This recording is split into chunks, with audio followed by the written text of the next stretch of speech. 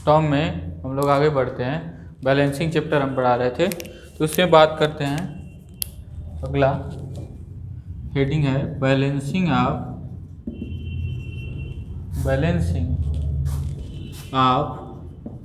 Several masses revolving in the same plane, revolving in the same plane, यानी एक ही समतल में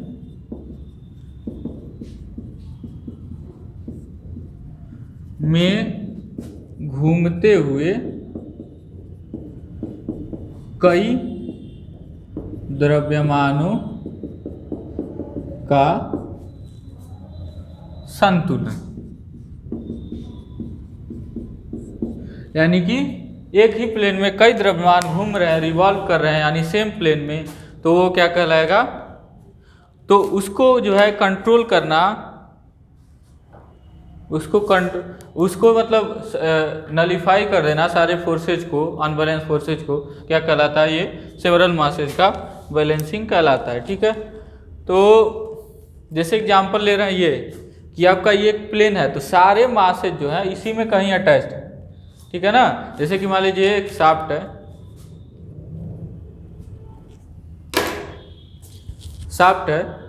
तो शाफ्ट या रोटर है, तो उसके मतलब कोई एक प्लेन लीजिए, ट्रांसवर्स प्लेन बात कर रहे हैं, इसका कोई एक हिस्सा मान लीजिए इस जो है कैप के बाद यहाँ पे काट दिया, तो काटने के बाद एक प्लेन बना ऐसे। ठीक है ना, तो इस प्लेन को आपके सामने घुमा के दिखाएं, तो इसमें जो है कई सारे मासेज कहीं कहीं पे अटैच हैं, बिल्कुल इसी में। ठीक है ना, इसी में कहीं कहीं पर 3-4 जगहों पर ऐसे मासेज अटैच है, कई मासेज है तो कई सारे मासेज अटैच्ड हैं। अब उनको कैसे हम बैलेंस करेंगे, यानी समझिए, तो इसको हम काट दिया तो ये हमारा प्लेन हो गया। अब इसी हाथ में अलग अलग जगह पे, जैसे यहाँ पे है, यहाँ पे है, यहाँ पे है, कई सारे मासेज हैं, तो उनको बैलेंस करना है। तो एक रोटर हम बनाते हैं, ये हमारा एक रोटर है, इस पर एक ही प्लेन में यहाँ पर देखते हैं एक m1 मास सेम प्लेन, एक मास m2, एक मास m3, मान के चलते हैं बस 3 ही मास जो है अटैच्ड हैं। ठीक है, 3 मास अटैच्ड हैं। यहाँ देखिएगा ध्यान से, एक ही जगह ये एक प्लेन में है बात, और ये हमारा रोटर है। थोड़ा इमेजिन करिएगा, समझ में आ जाएगा। जैसे अभी हमने दिखाया, ऐसे मान लीजिए इस पर जो है ये रोटर है, ये प्लेन है, तो ऐसे प्लेन है, उसमें जो है एक जगह एक है, ये ऐसे ऐसे है। ठीक है ना, यहाँ पे अटैच्ड है।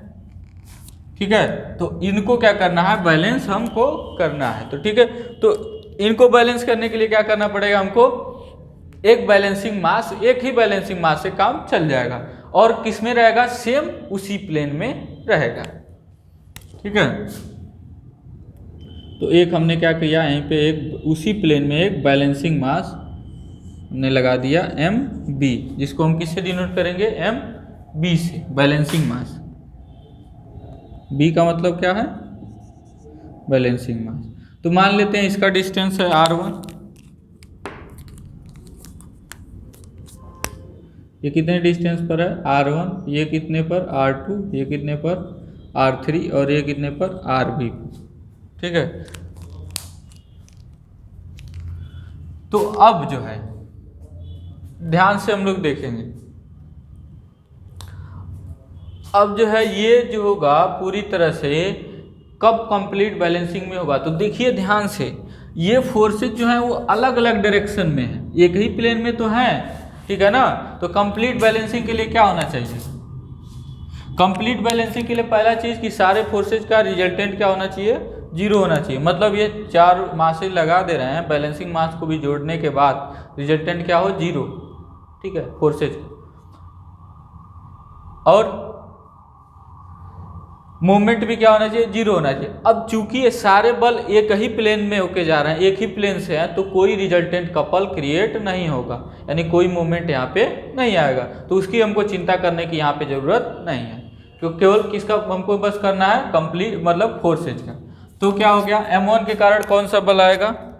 तो यहाँ पे अब वेक्टर की बात करेंगे। ठीक है ना, तो इसके डायरेक्शन में इधर की ओर क्या होगा? m1 r1 omega square. ठीक है, r पर हम वेक्टर दे रहे हैं, यानी r के ही डायरेक्शन में तो होता है बल फोर्स, सेंट्रीफ्यूगल फोर्स, उसी डायरेक्शन में होगा, तो r को ही दे रहे हैं हम।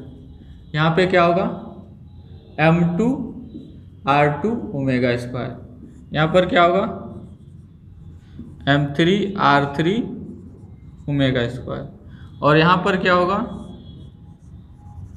mb rb omega square. अब इन सभी बलों के प्रभाव में, क्योंकि ये बैलेंसिंग मास भी लग गया, अब इन सभी बलों के प्रभाव में जो पूरा कंप्लीट जो है रिजल्टेंट फोर्स है वो क्या है, 0 है। इन सभी के बलों के प्रभाव में ये संतुलित है रोटर, संतुलित अवस्था में यानी बैलेंसिंग कंडीशन में है, तो इनका क्या होना चाहिए, रिजल्टेंट बल मतलब क्या होने चाहिए, 0 होने चाहिए। यानी कहने का मतलब क्या हो गया कि m1 r1 omega square plus m2 r2 omega square m3 r3 omega square plus mb rb omega square is equal to 0, बराबर क्या होना चाहिए, 0। ओमेगा स्क्वायर सब में कॉमन है, एक ही टर्म है, ओमेगा स्क्वायर को भेज दीजिए बाहर, गया ये यहाँ से निकल के।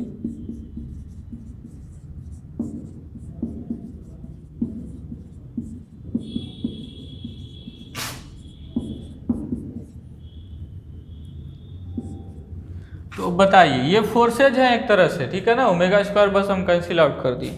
तो बताइए, कभी भी कई फोर्स जब एक जो है, जब एक क्या करते हैं, क्लोज लूप बनाते हैं तो क्या कहलाते हैं। अब देखिए, इसको सॉल्व करने का मतलब इस तरह से इस इक्वेशन को सॉल्व करना पड़ेगा ना हमको, MB और RB का मान निकालना पड़ेगा, क्योंकि ये हमको ज्ञात नहीं होता है। तो इस इक्वेशन को सॉल्व करने के कितने तरीके हैं, तो 2 तरीके हैं इस इक्वेशन को सॉल्व करने के। एक ग्राफिकल मेथड है,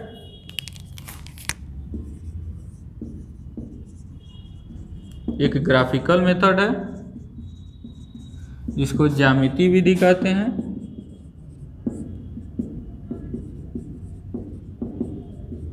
और दूसरा कौन सा वाला है, एनालिटिकल या मैथमेटिकल कह सकते हैं।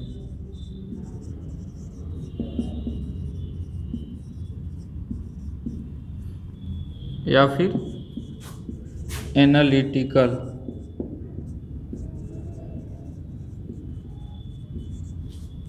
यानी इसको क्या कहेंगे, विश्लेषणात्मक। तो ये 2 विधियों से हम इस इक्वेशन को सॉल्व कर सकते हैं। अब मोमेंट क्योंकि आएगा नहीं, तो मोमेंट का यहाँ पे कोई रोल नहीं है, क्योंकि सारे बलों का किसी भी पॉइंट के अबाउट मोमेंट लेंगे, दूरियां समान होगी, ठीक है ना। रिजल्टेंट क्योंकि पहले ही 0 है, तो रिजल्टेंट जब 0 है, दूरियां भी समान ही होंगी, तो क्या हो जाएगा, वो पूरी तरह से 0 हो जाएगा, क्योंकि यहाँ पे कोई कपल क्रिएट नहीं होगा, सारे बल क्या है, सेम प्लेन में है, और सेम प्लेन सारे अपने आप ही पूरा जो है इफेक्ट अपने आप में ही खत्म कर देते हैं, ठीक है। तो अब बात करते हैं ग्राफिकल मेथड कैसे सॉल्व करेंगे, ठीक है। तो यानी कि अब क्या करेंगे, अब देखेंगे इतने मान का क्या करेंगे, इतने परिमाण का पहले क्या निकालेंगे, m1 r1 तो हमको पता ही होगा ना। तो m1 r1 मान लीजिए कुछ है, दिया रहेगा कि इतने त्रिज्या पे घूम रहा है, ठीक है, इतने त्रिज्या पे घूम रहा है, और जो है आपका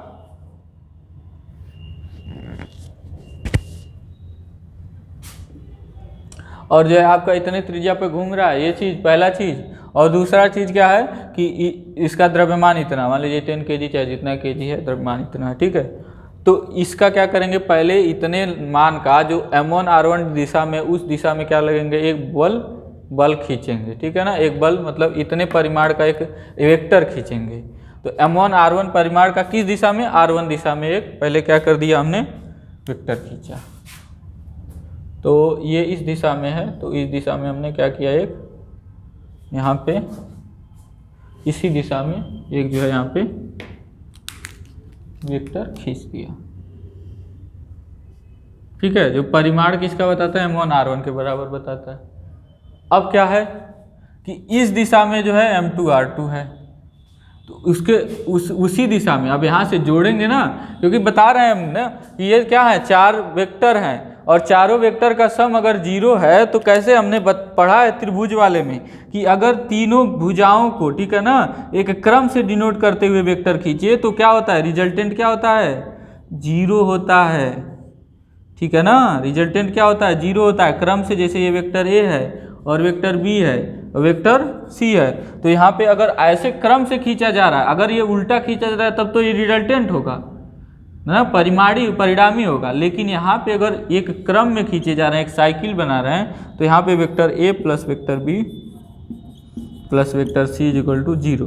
तो इस तरह से जितने फोर्सेज हैं या जितने वेक्टर हैं वो अगर एक पॉलीगन बनाते हैं क्लोज्ड, जैसे यहाँ पे ट्राइंगल बना रहे हैं, इसी तरह से चार होंगे तो चतुर्भुज बना रहे हैं, 5 है तो पंचभुज बना रहे हैं। अगर ऐसे बना रहे हैं क्लोज में, ठीक है ना, और सबका डायरेक्शन कैसे है, उसी डायरेक्शन में, जैसे आगे बढ़ाया जा रहा है हमेशा साइक्लिक ऑर्डर में, तो क्या बनाता है, तो उनका रिजल्टेंट क्या होता है, जीरो होता है। उनका रिजल्टेंट क्या होता है, जीरो होता है। ये आपको पहले से याद रखना है, ये यहाँ का टॉपिक नहीं है, आप पहले का टॉपिक है। आप कहेंगे कि समझ में नहीं आ रहा तो इसमें क्या किया जाएगा, ठीक है, क्योंकि ये पीछे की चीज़ें हैं, आप जो है उसको पढ़े ही नहीं ढंग से।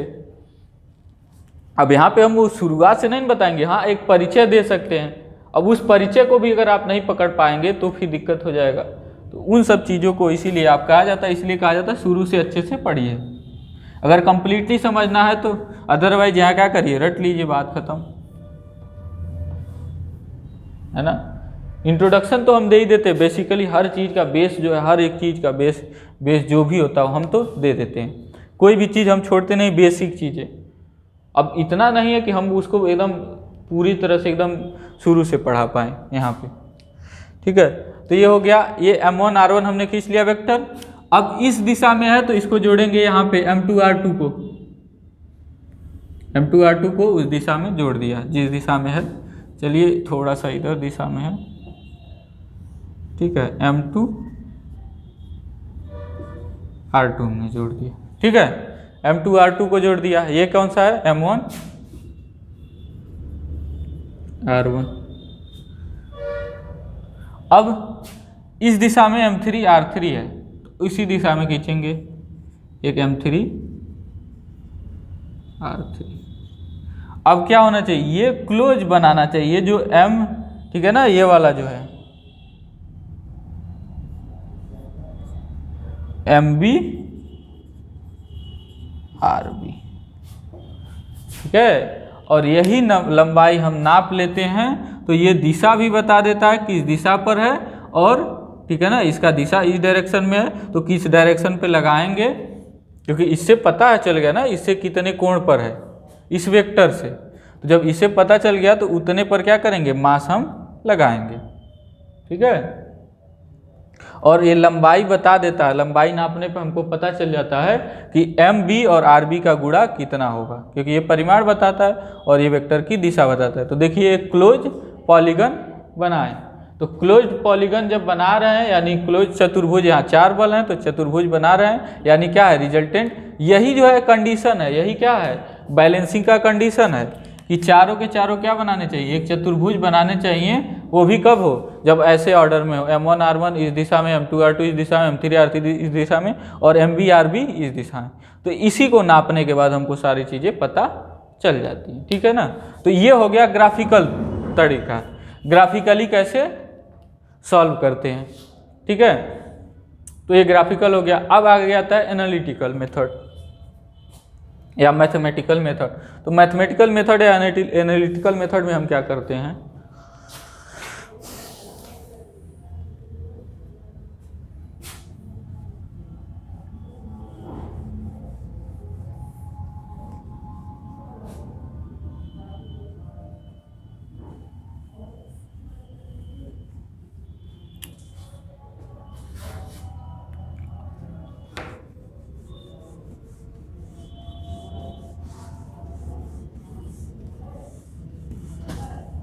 एनालिटिकल मेथड में हमने पढ़ा है वेक्टर्स को कैसे सॉल्व करना है। कंपोनेंट्स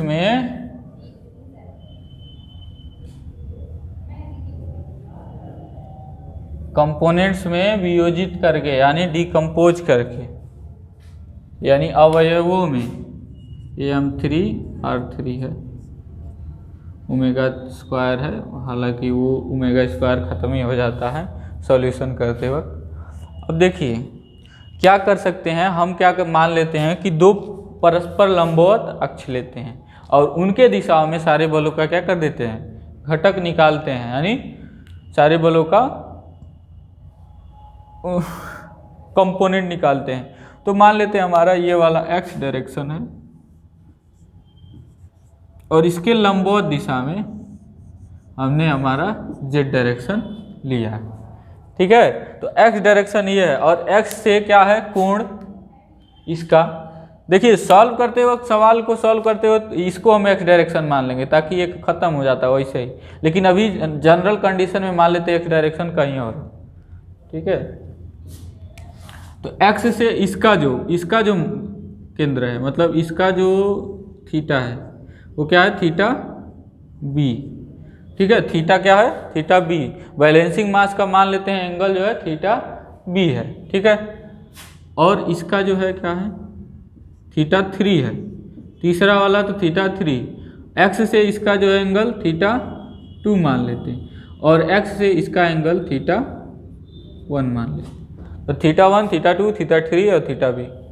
अब इस बल को x के दिशा में कंपोनेंट वियोजित करने पर क्या होगा, ये हॉरिजॉन्टल है एक तरह से, तो हॉरिजॉन्टल कंपोनेंट में क्या होता है, cos थीटा आता है। तो x के दिशा में वियोजित करने पर यहाँ पे, तो इन सब कंपोनेंट्स को, क्योंकि ओमेगा स्क्वायर खत्म हो गया तो एनालिटिकल मेथड अब बता रहे हैं, ठीक है ना। तो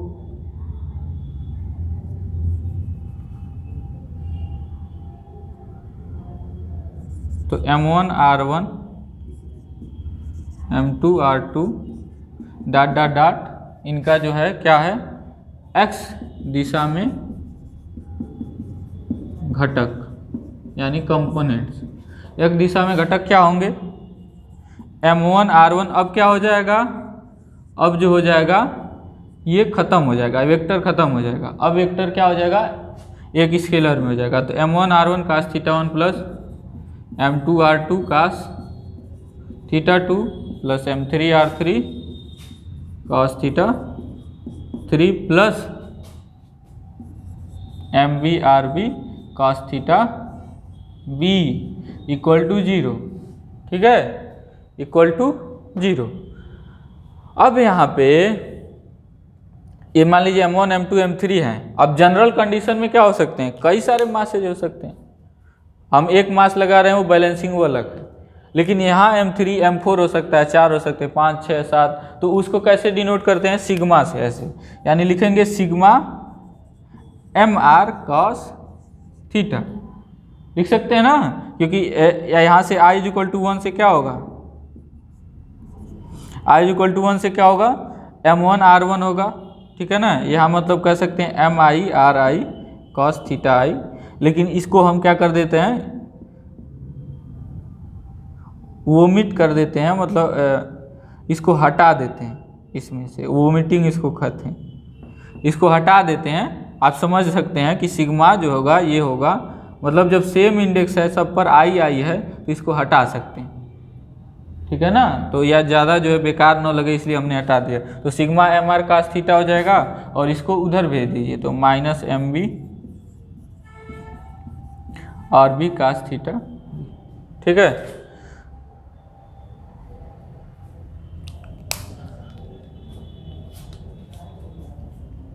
अब x दिशा में घटक थे, y दिशा में निकालते हैं,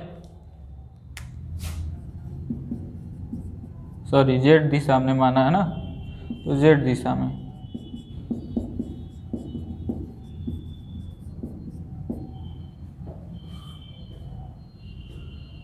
ठीक है। ये ध्यान से समझिएगा, उस प्लेन में x माना है और ये z है, ठीक है, उस प्लेन की बात कर रहे हैं, उस प्लेन में। और ये शाफ्ट है, ये रोटर है, ये शाफ्ट है, तो ये हमारा x है, मतलब ये z है और ये हमारा शाफ्ट है, ठीक है, रोटर है। तो शाफ्ट के दिशा में आप y मान सकते हैं कि मान लीजिए y है। ये चीज़ ये ध्यान रखिएगा ध्यान से, ऐसे है प्लेन में। z दिशा में घटक क्या होगा, इसी तरह से जैसे यहाँ पे cos थीटा आया वैसे क्या होगा, sin theta 1 sin theta 2 sin theta 3 आएगा। आपको नोट्स में मिल जाएगा। हम डायरेक्टली क्या करते हैं, यहाँ लिखते हैं sigma mr sin theta is equal to minus M B R B sine theta B. ठीक है, तो अब जो है इन दोनों इक्वेशन से हम क्या करेंगे, सॉल्यूशन अपना निकालेंगे। ये आपका एक इक्वेशन ये हो गया क्षैतिज घटक वाला, और ये जो हो गया ऊर्ध्व घटक वाला। आपके बुक में लिखा होगा क्षैतिज घटक ऊर्ध्व घटक। हम जो है क्षैतिज कुछ नहीं मानते, हम मानते हैं एक्स दिशा जेड दिशा, तो बात करता हूँ वहीं पर। ठीक है, अब क्या करेंगे, इन दोनों समीकरणों को बताइए। हमको तो निकालना, ये तो हमको पता रहता है, लेकिन ये हमको नहीं पता रहता है। इसको उल्टा भी लिख सकते हैं कि मतलब इसको इससे भी लिख सकते हैं, ऐसे लिखते हैं तो ज़्यादा सही होता है। M B R B cos theta B is equal to minus sigma M R cos theta. और इसी तरह से इसको क्या लिख सकते थे, M B R B sine theta B is equal to minus sigma M R sine theta. ठीक है, अगर इन दोनों समीकरणों को वर्क करके जोड़ दे तो क्या मिलेगा भाई, वर्क करके जोड़ने पर क्या मिलेगा, ये कास स्क्वायर थीटा भी प्लस साइन स्क्वायर थीटा भी एक हो जाएगा। इधर के लिए क्या हो जाएगा, स्क्वायर हो जाएगा, क्योंकि वर्क कर रहे हैं तो स्क्वायर हो जाएगा, और इधर भी क्या हो जाएगा, स्क्वायर हो जाएगा। तो फाइनली ये ऐसे हो जाएगा, कुछ ऐसे।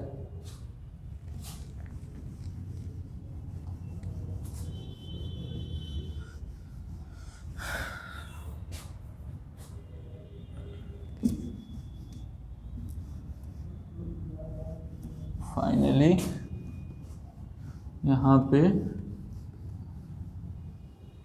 ऐसे हो जाएगा।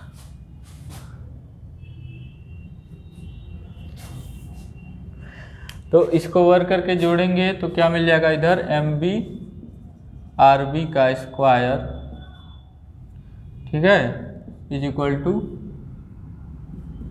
Minus sigma M R cos theta का स्क्वायर, टोटल का square, plus minus sigma M R sine theta का स्क्वायर। स्क्वायर है तो माइनस खत्म हो जाएगा, साइन, ओह गड़बड़ हो गया, इसको थोड़ा नीचे लिखना था।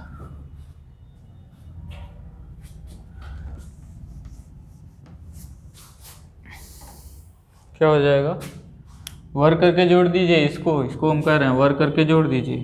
तो वर्क करके जोड़ने पर क्या मिलेगा, एम बी आर बी, चलिए डायरेक्ट लिखते हैं, M B R B is equal to होगा अंडर रूट में, क्योंकि स्क्वायर इधर आएगा उसको अंडर रूट कर लेंगे, sigma M R cos theta का square plus sigma M R sine theta.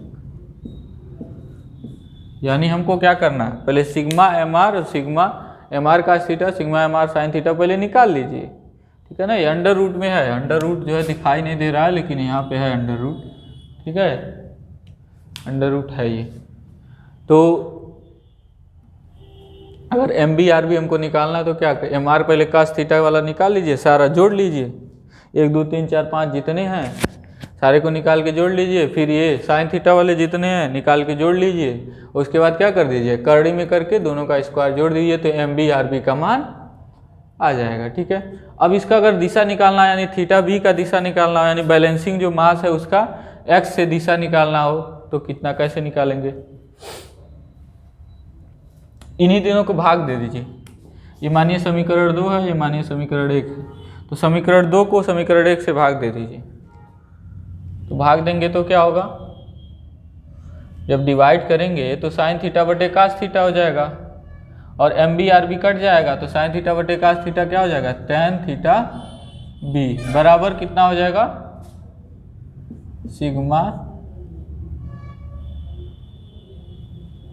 M R sine theta upon minus sigma M R cos theta.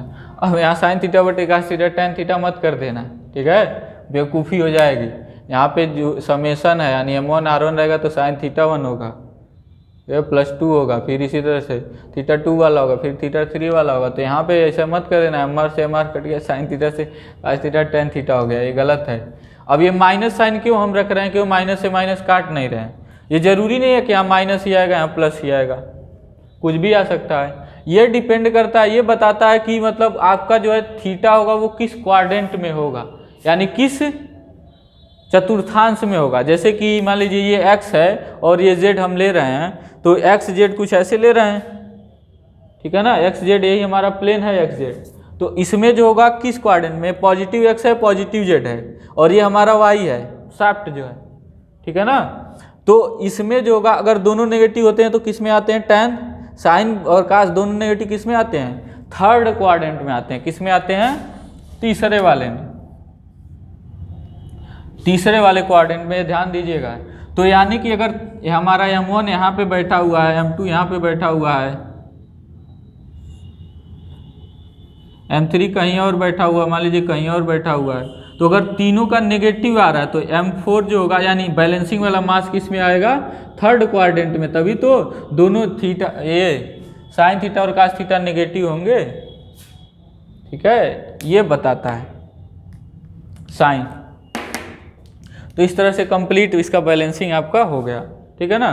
तो क्या हो गया कि कई द्रव्यमान जब एक ही प्लेन में रोटेट कर रहे हों तो उनका बैलेंसिंग कैसे करते हैं। तो यहाँ से क्या निकाल लेंगे हम, इस समीकरण से मान निकाल लेंगे परिमाण, इस समीकरण से दिशा भी निकाल लेंगे कि कितने एंगल पर रखेंगे, ठीक है।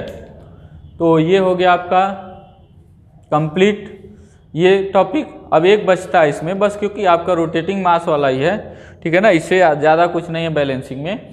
रेसिप्रोकेटिंग आपका जो है सिलेबस से हटा दिया गया है। तो अब रोटरी में क्या बचा हुआ है कि जब कई मास हों, अभी तक एक मास देखे फिर कई मास देखे, अब कई मास हैं लेकिन ये एक ही प्लेन में था, अब अगले में क्या देखेंगे, कई प्लेन में अलग अलग जगह पर हैं, अलग अलग प्लेन में। जैसे कि एक प्लेन यहाँ पे मानिए तो यहाँ पे है, एक प्लेन वहाँ पे है, और एक प्लेन यहाँ पे मानिए तो यहाँ पे है, ठीक है ना, अलग अलग जगहों पर। तो इसको कैसे बैलेंस करेंगे नेक्स्ट वीडियो में देखते हैं, मिलते हैं आगे, ठीक है, शुक्रिया।